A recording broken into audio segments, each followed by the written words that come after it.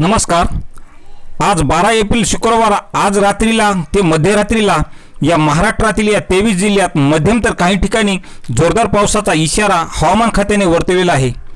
तर हवामान विभागाच्या अंदाजानुसार आज रात्रीला महाराष्ट्रातील धुळे, नंदुरबार, जळगाव, छत्रपती संभाजीनगर, जालना, बुलढाणा, अकोला, वाशिम, नांदेड, लातूर आणि परभणी या जिल्ह्यात मध्यम तर काही ठिकाणी जोरदार पावसाची शक्यता तर काही ठिकाणी गारपीट सुद्धा होईल अशी शक्यता हवामान खात्याने वर्तवलेली असेल।